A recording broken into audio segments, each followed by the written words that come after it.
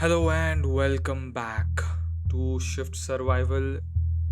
We are back with episode 13 and things are looking interesting. There is hope in Abhi. He has something to look forward to. The Hercules aircraft is hope for him. But is there all it is? Because as per us, there is somebody lurking in the shadows, and he will not let this go by. Can the Hercules fly or not? We'll see in the story. So, without any further ado, let's start. Days at the camp felt into a rhythm. Abhi and his crew lived with a semblance of order. Soldiers rose with the sunrise. Training drills echoed across the grounds. The scent of a rationed breakfast wafted from the mess. Kriti often said it felt almost normal. But Abhi could never let his guard down. For him, it was nothing more than an illusion of safety. While Arvi and Shaurya bonded over endless contests, and Tanya slowly began to smile again under his guidance. Abhi spent his days training harder under Rajveer's watchful eye. The older man saw potential in him that no one else did. Not in powers, but in the cunning, timing, and an instinct sharpened by pain. "You are quick with your head," Rajveer said one morning after sparring, his bladed arms gleaming into the sun. "But you need to learn to slow down. Out there, you will lead, whether you want to or not. And men don't follow words, Abhi. They follow conviction backed by calmness." Conviction.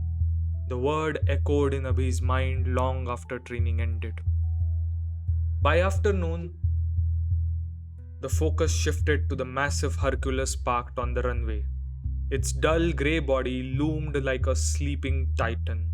The soldiers, led by the engineers, worked tirelessly, repairing systems, patching holes, scavenging parts from grounded vehicles, refabricating them.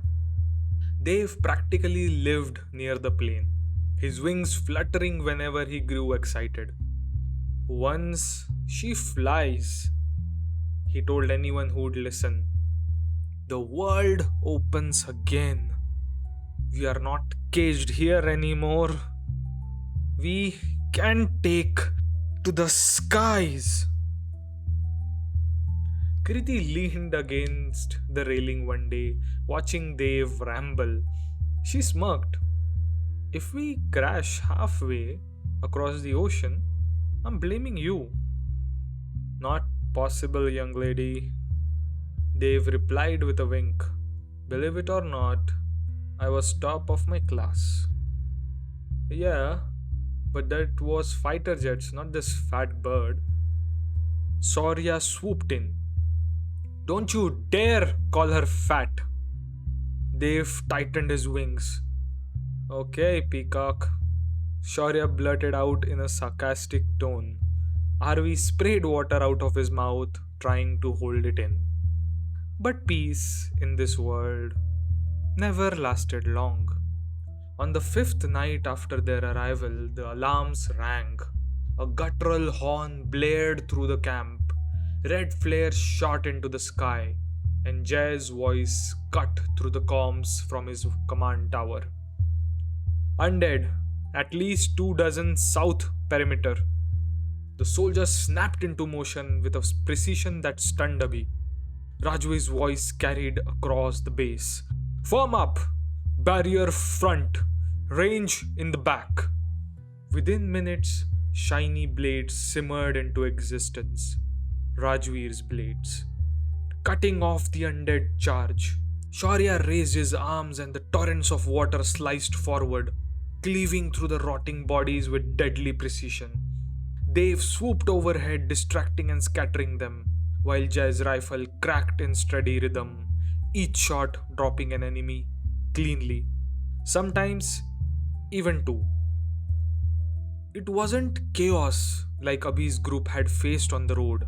It was tactical masterclass, organized, disciplined, brutal.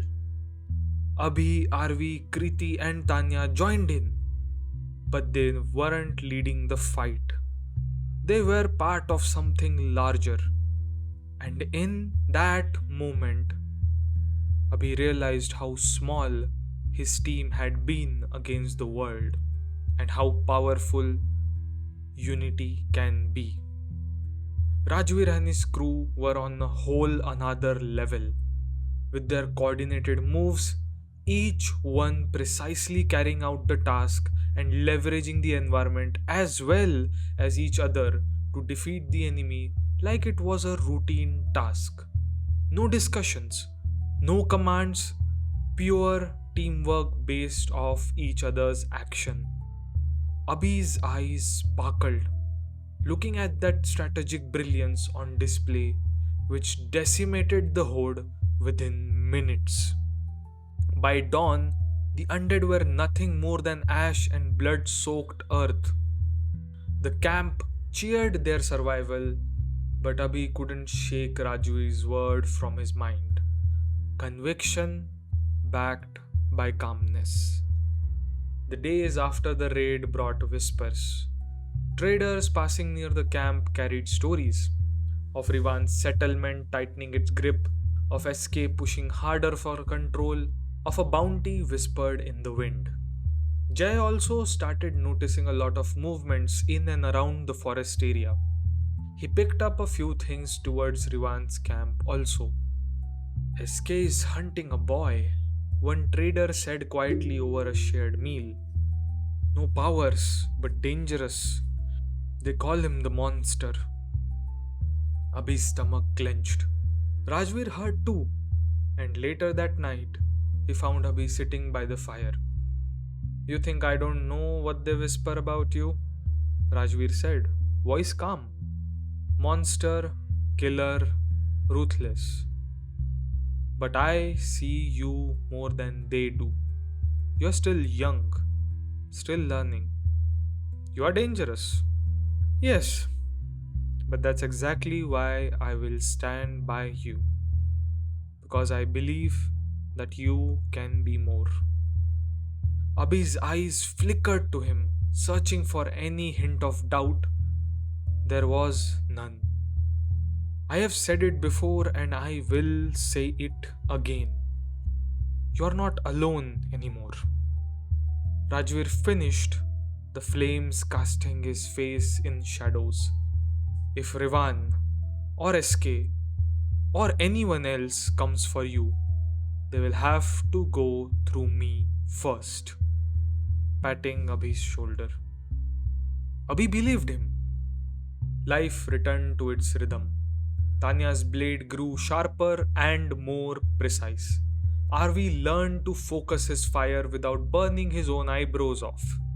Kriti's telekinesis improved, turning clumsy gestures into graceful strikes. They were building up their strengths while honing their abilities, and Abhi was getting trained not only by Rajveer, but Dave has started teaching him all about planes and flying. Shaurya took up martial arts and Jay was sharpening his gun skills. He wasted no time to absorb all the knowledge, his gamer mindset, setting objectives and leveling up his skills, making him the most dangerous human without powers in a world that would consume someone like him. Yet, Kriti's unease lingered. She didn't like how Tanya's eyes often sought Abhi's approval, how she leaned just a little closer each time he taught her. One evening, she pulled Abhi aside. You don't even notice, do you? She whispered. Notice what? Her lips pressed thin. That she looks at you like you are her world and you are letting her? Abhi frowned. She need guidance. That's all. Kriti's voice softened, but her eyes burned. Sure, guidance. Just don't forget me in the process. Don't forget who's been here from the start. The silence stretched, heavy and unspoken. Abhi said nothing, but the weight of her words followed him long into the night. On the 10th day, the Hercules stirred. Its engines coughed, sputtered, then roared like a beast awakened. Soldiers cheered, Dev nearly cried, and even Jay cracked a smile.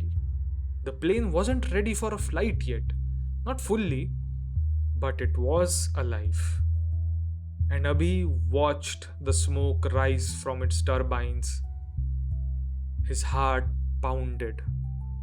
The path to Germany, to answers, to Gremory was well within reach. But so were the enemies hunting him. Somewhere beyond the horizon, SK was waiting, planning his next move. That brings an end to this episode, and hope you guys enjoyed it. We'll not be talking much about this one because we'll be taking it forward with the next one. So stay tuned, stay frosty, and peace out.